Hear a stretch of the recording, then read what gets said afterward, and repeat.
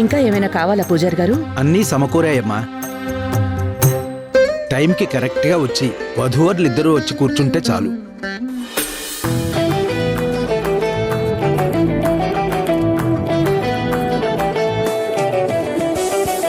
ఏంట్రా చూపు?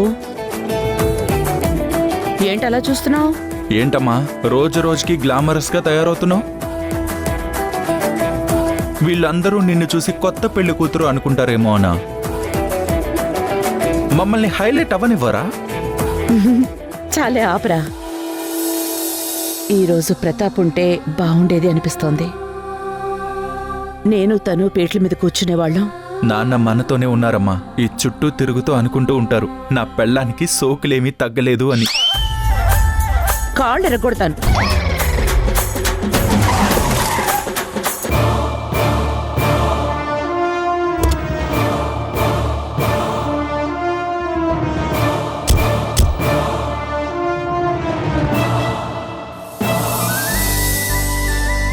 Hi uncle. Hi ధ్రువ.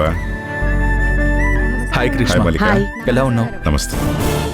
ఈ ఇల్లు, ఈ ఇంట్లో మనుషులు ఇచ్చిన షాక్ నుండి అంత త్వరగా కోలుకుంటానని నేను అనుకోవట్లేదు.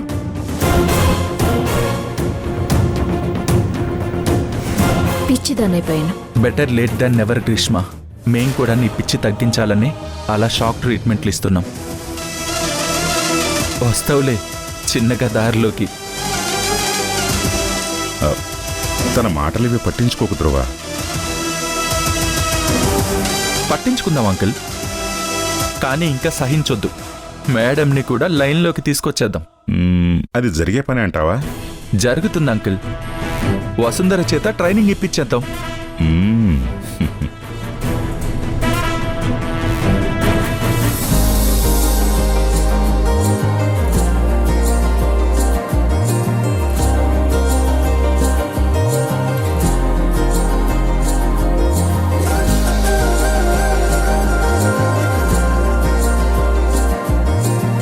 వెల్కమ్ టు మై లైఫ్ పెళ్ళాం గారు. థ్యాంక్స్ మొగుడు గారు.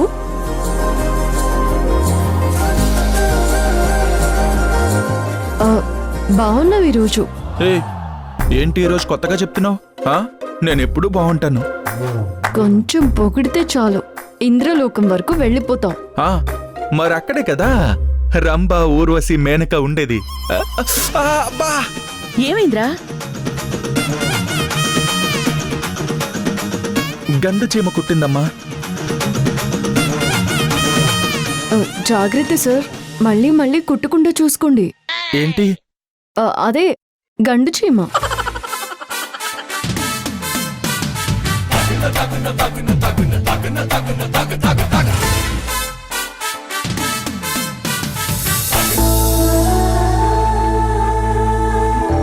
ఈ ఇంటికి నిజమైన కళ ఈ రోజు వచ్చింది. మీ ఇద్దరి జంట చూడటానికి రెండు కళ్ళు సరిపోవటం లేదు. ఏంటత్తా అలా చూస్తున్నావు? నీ అల్లుడి పక్కన ఇది సరిపోయిందా లేదో అని చూస్తున్నావా? సరేలే, ఏం చేద్దాం, ఈ జన్మకి అడ్జస్ట్ అయిపోదాం. రేయ్, మా అందరినీ అవమానిస్తున్నావు. కోతి వేషాలు వేసావనుకో ఏం చేద్దాం వసుంధరా?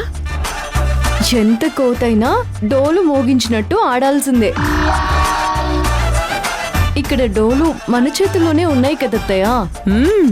అంతే వసుంధరా. తగ్గేలేదు.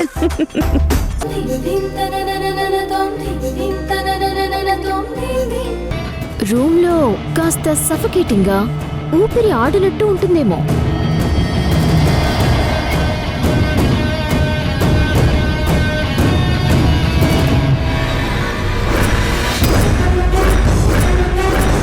అత్తా, నీకు మాటలు వచ్చాయా? కదలికలు వచ్చాయా?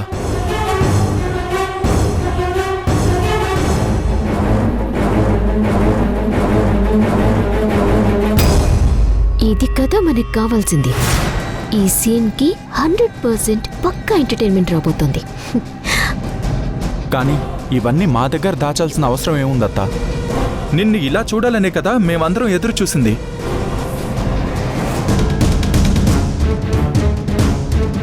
నీకు మాటలొస్తే నడక వస్తే మాకంటే ఆనందించే వాళ్ళు ఇంకెవరుంటారు? మా దగ్గర దాచాల్సిన అవసరం ఏముందత్తా? నాకు యాక్సిడెంట్ అయిన రోజు ఏం జరిగిందో గుర్తుకొచ్చింది ధ్రువ.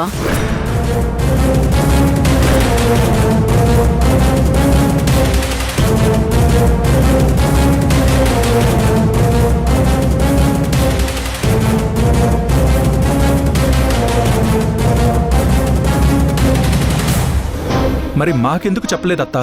ఎందుకంటే నా మనసులోనే చాలా అనుమానాలున్నాయి ధ్రువ. వాటి గురించి తెలుసుకున్నాకే చెప్పాలనుకున్నాను. అడిగితేనే కదత్తా తెలిసేది. అయితే ఇప్పుడు చెప్పమను మీ అమ్మని.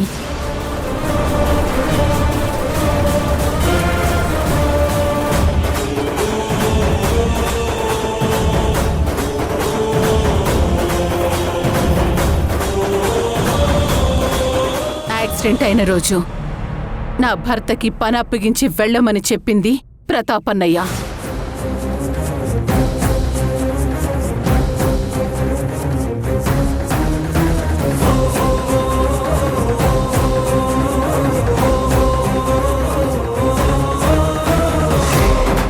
సొంత కొడుకు కనబడని బాధలో మేముంటే అదే ఊళ్ళో ప్రతాపన్నయ్య రాజీ ఉండి కూడా నా భర్తనెందుకు పంపాలనుకున్నారు? పైగా ఊళ్ళో లేమని ఎందుకు చెప్పించారు?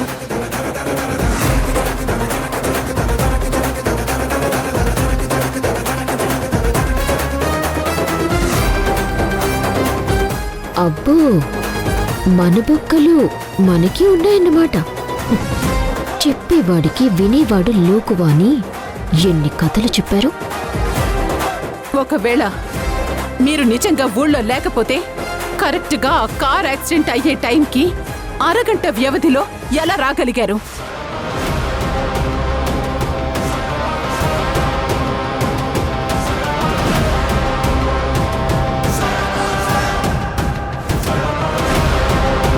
ఇలాంటి ఎన్నో ప్రశ్నలకి నాకు సమాధానం కావాలి. చెప్పమను ధ్రువ మీ అమ్మని. నాకు ఆస్తి రాసిచ్చినట్టే రాసిచ్చి మీ అమ్మా నాన్నలిద్దరూ నేను మంచం మీద ఉన్నప్పుడు మళ్ళీ ఎందుకు ఆస్తి కాగితాలు పూర్తిగా వాళ్ళకు అనుకూలంగా మార్చేసుకున్నారు?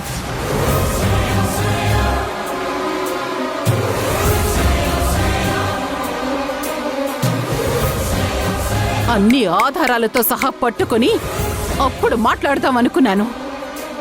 అందుకే మీకెవ్వరికీ చెప్పలేదు, ఒక్క వసుంధరకి తప్ప.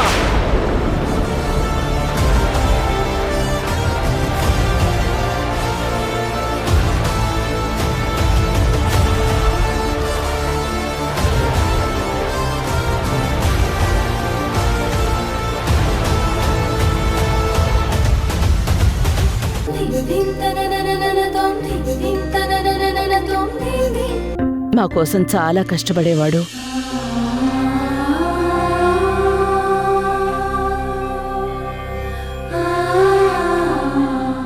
నాకు చెప్పకుండా ఏ పని చేసేవాడు కాదు, ఏ నిర్ణయమూ తీసుకునేవాడు కాదు. మా ఇద్దరిది ఒకే మాట.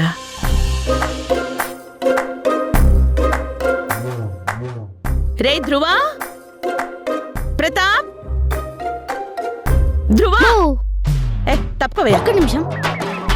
ఏమైంది? నువ్వు రా డాడీ. ప్రతాప్, ఎక్కడికి వెళ్ళిపోయారు? ఏ తప్పకుండా, మా ప్రతాప్ ధ్రువ కనిపించట్లేదు.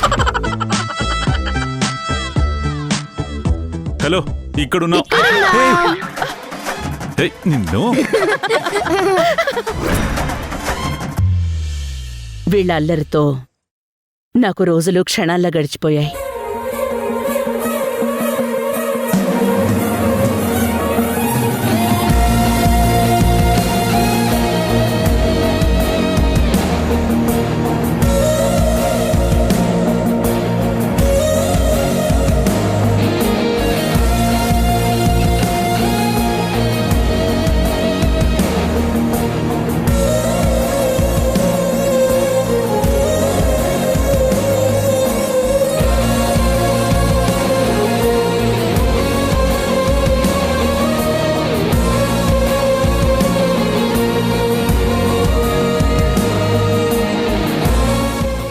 గాడ్ బ్లెస్ యూ అమ్మా.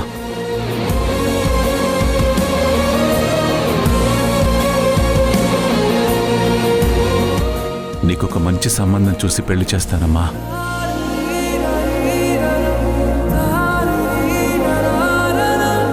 హే, ఏడవద్దు, వద్దు.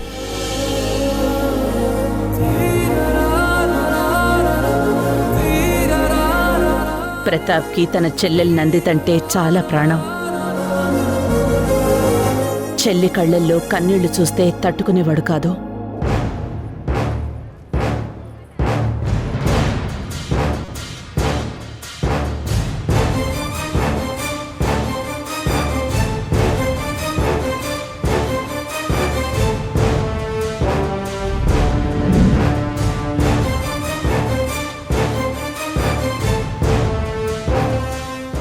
తన పేరు దాసు, మన ఎస్టేట్లోనే పనిచేస్తూ ఉంటాడు. నమస్కారం అండి. నమస్తే.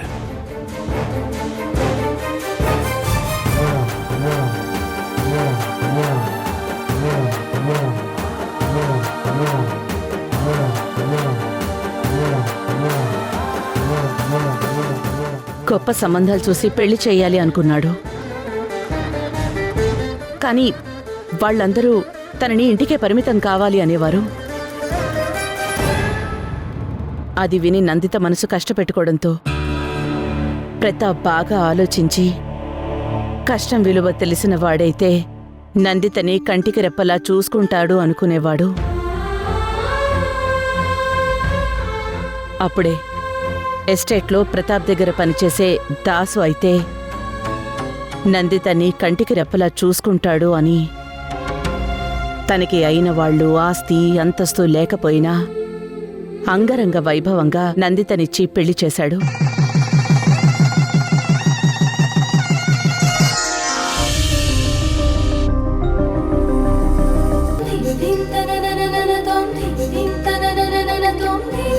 పైగా వాడు ఇంకో అమ్మాయితో సంబంధం పెట్టుకుని నా చెల్లి గురించి తప్పుగా వాగాడు. వాగిన వాడి నాలుక తెగిపడాలి. నీ ఆవేశాన్ని నేను అర్థం చేసుకోగలను, కానీ వాడితో ఇప్పుడు మనం మాట్లాడాలంటే బాల్ని మన కోట్లోకి తెచ్చుకోవాలి.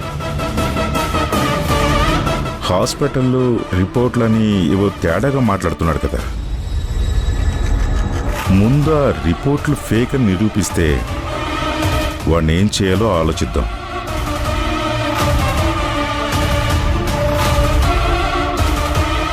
వాడిని ఏం చేయాలనే దాని మీద ఆలోచన ఏం లేదు రాజీవ్. నాకొక క్లారిటీ ఉంది. విషయం తన క్యారెక్టర్ గురించి కావడంతో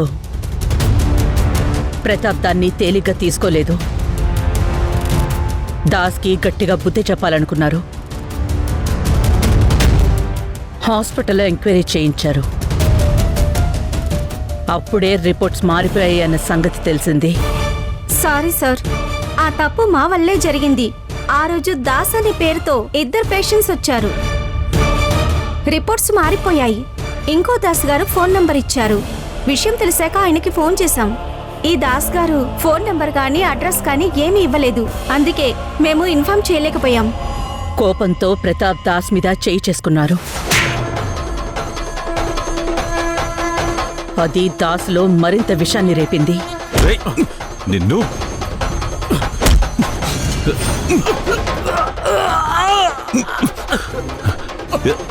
రారా రే, చూడరా, చూడు.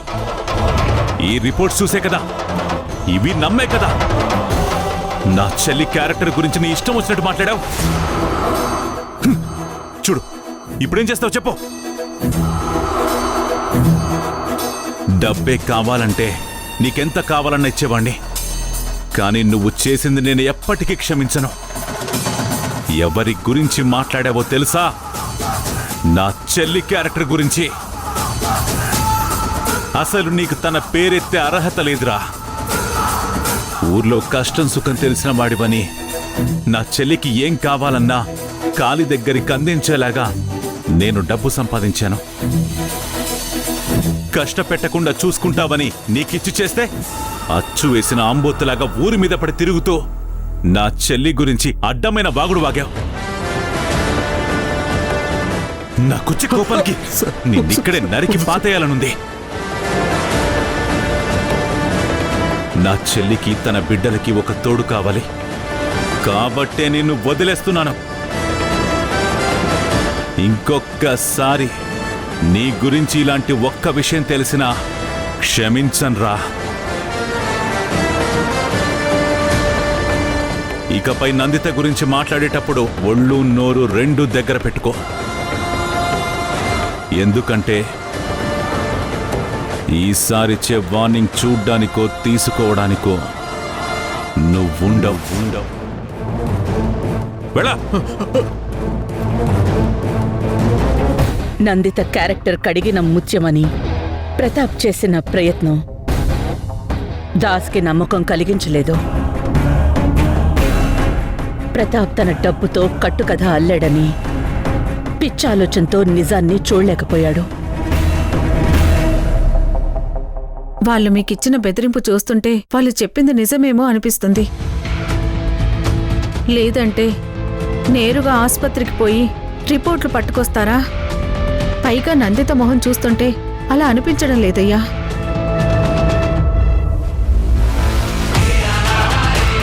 నీ మొహం చూస్తే అనిపిస్తుందా పెళ్ళైన వాడితో సంబంధం పెట్టుకున్నావని?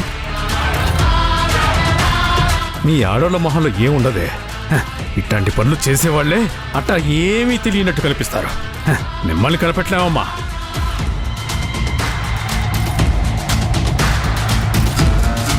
రిపోర్టు తప్పంట. నన్ను కొన్నట్టే వాడనుకుంటే ఉన్నదాని లేదని లేనిదాని ఉందని ఆ హాస్పిటల్ వాళ్ళు చెప్తారు కదా. దానికి పిల్లలు పుడితే నీకు పుట్టాలి కదా, మరి ఎందుకు పుట్టలా?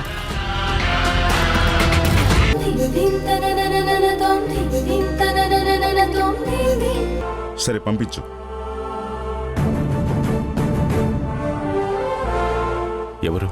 ఎవరో ఒక ఆడ మనిషి అంట. ఏదో చాలా ముఖ్యమైన విషయం అర్జెంట్ అని చెప్పింది కదా, అందుకే రమ్మన్నాను. ఈ టైంలో ఏంటి? నాకు కూడా అర్థం కావట్లేదు. Let's see.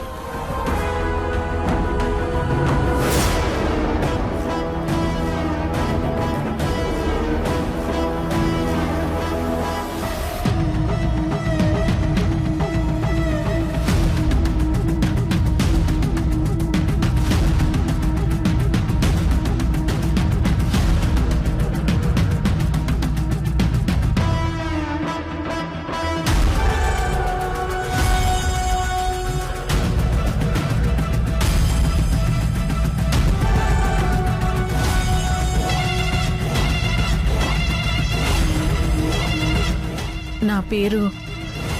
ఆ వివరాలు మాకు తెలుసు. వచ్చిన విషయం ఏంటో చెప్పమ్మా.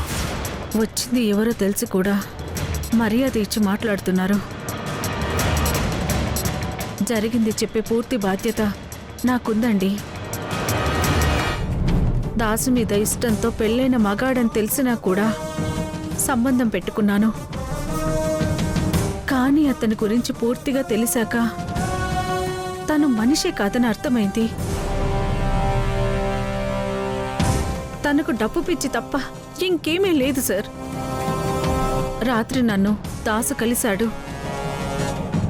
తన బిడ్డలు కాని వాళ్ళు తన నాన్న అని పిలుస్తుంటే భరించలేకపోతున్నాను.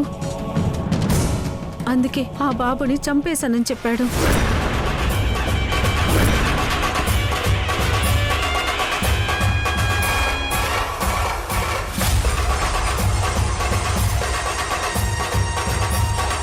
తొందరలోనే పాపను కూడా చంపేసి తన భార్య పూర్తిగా పిచ్చిదైపోయాక బ్యాంకులో ఉన్న డబ్బుతో పారిపోదాం అనుకుంటున్నాడు సార్.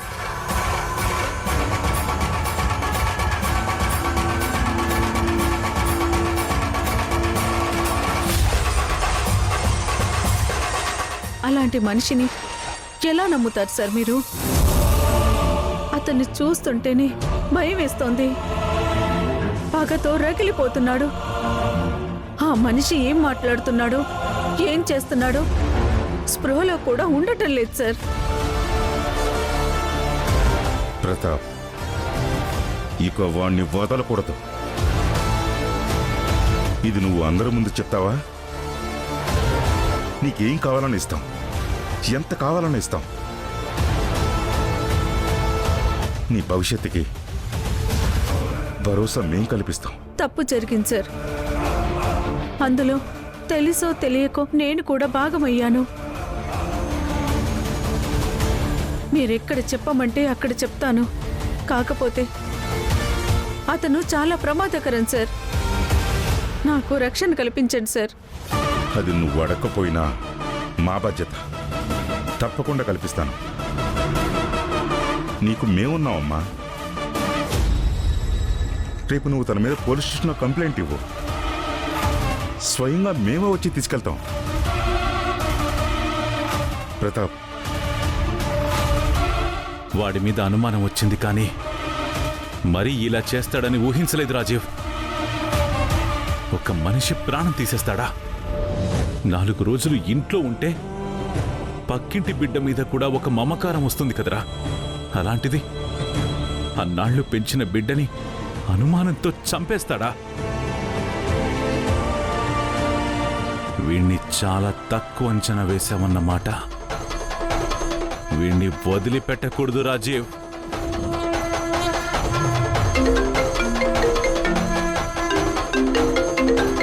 ప్రతాప్, మల్లిక. మల్లిక, ప్రతాప్ ఎక్కడున్నావు? ఏమైంది మల్లిక? నందిత బానే ఉంది కదా? ఇప్పటిదాకా నందిత నీకోసం బాబు కోసం ఎదురు చూసింది. మీరు రాకపోయేసరికి తనకి మళ్ళీ ఫిట్స్ వచ్చాయి. ఈసారి కొంచెం సివియర్గానే వచ్చాయి. నందిత స్పృహ కోల్పోతే కోమాలోకి వెళ్ళిపోతుందంటున్నారు డాక్టర్లు. మీరు వెంటనే హాస్పిటల్కి రండి ప్రతాప్. నిన్ను చూస్తేనైనా కాస్త ధైర్యం వస్తుంది. సరే, వస్తున్నాం. నందితకి మళ్ళీ సివియర్గా ఫిట్స్ వచ్చాయట. నేను బాబుని తీసుకుని వస్తానని ఎదురు చూస్తోంది. ఏం ధైర్యం చెప్పను తనకి.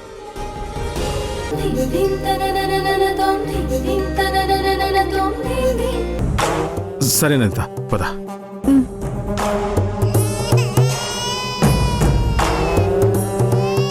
పద. పద.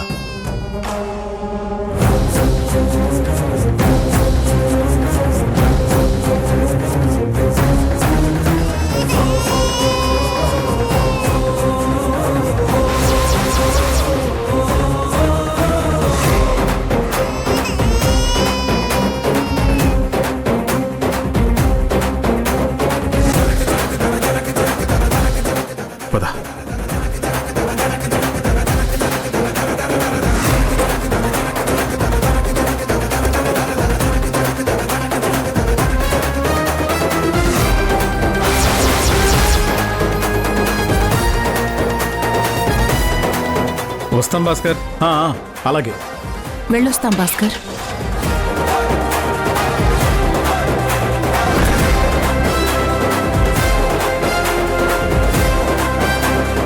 భాస్కర్, నందితకి ఎలా ఉంది? దాస్ ఎలా ఉన్నాడు? వాళ్ళని పలకరిద్దామని వచ్చాను. ఇంట్లో ఉన్నారా? ఏం చెప్పమంటావు శంకరన్న?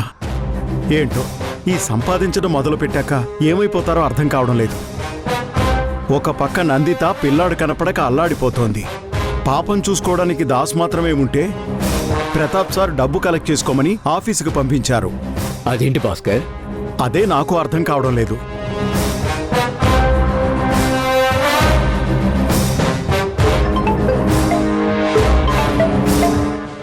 ప్రతాప్ సార్, సార్ చెప్పండి సార్. దాస్ బయలుదేరాడా? వాళ్ళు బయలుదేరారు సార్. బయలుదేరారు అంటున్నావు? వాళ్ళు బయలుదేరారు అంటే ఎవరెవరు వెళ్ళారు? అదే నందిత మేడము పాపని తీసుకుని వెళ్ళారు సార్.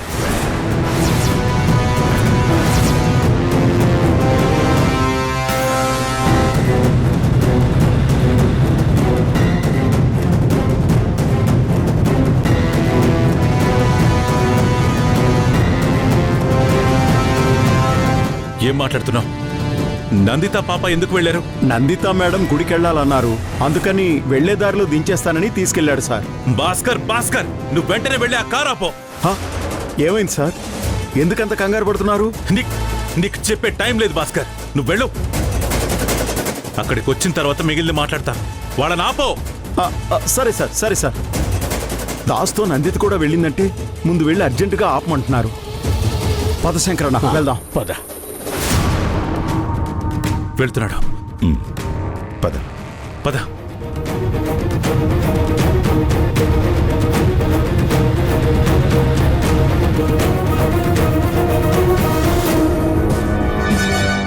నందిత, దిగులు పడకు. నువ్వు చెప్పకపోయినా నీ మనసులో ఏముందో నాకు తెలుసు నందిత.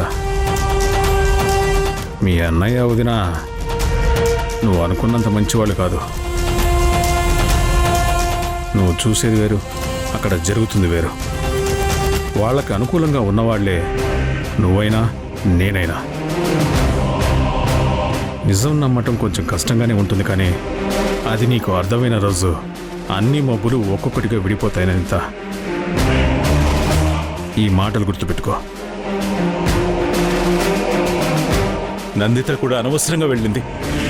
ఛ, ఛ.